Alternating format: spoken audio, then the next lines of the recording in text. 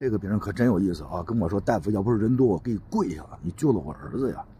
后来听他讲完之后，我笑了，我说：“哎呀，你回去谢谢你闺女吧，是你闺女救了你的小儿子。”这是一个个体的一个小老板，这个女士，然后她一个孩子，小的呢儿子3岁，然后大的呢闺女小学了。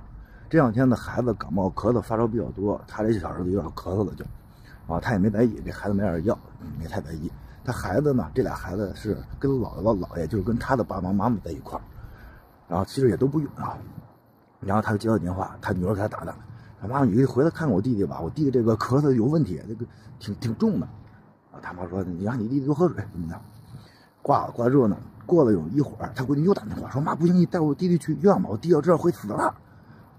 他妈说你瞎说什么呀？怎么？然后他说你快回来吧，我弟挺重。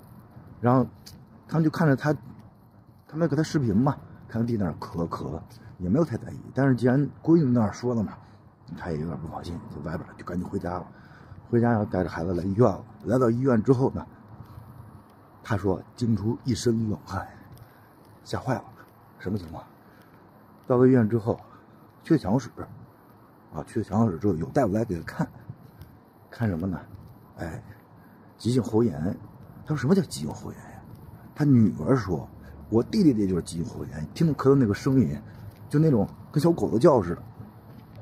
哎呦，后来医生也说嘛，说这种病呢其实可轻可重，那重的严重情况下呢就是窒息死亡了。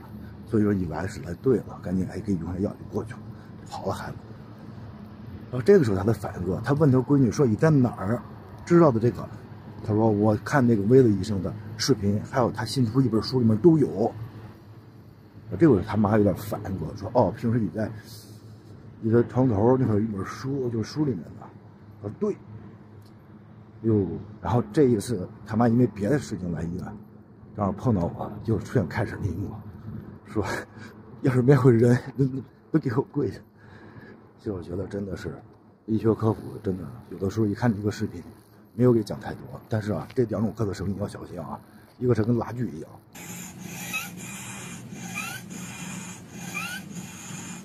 一个跟犬吠一样。如果孩子出现了，小心可能会有，就孩子咳嗽期间出这种声音，可能会是急性喉炎。别赌，什么都不赌，赶紧去医院听医生的啊！因为急性喉炎可以说是儿童急症致死率极高的一个病了，而且在这几天高发。转发让更多人知道，给这个孩子点个赞啊！给这个小女孩点个赞，哇，孩子。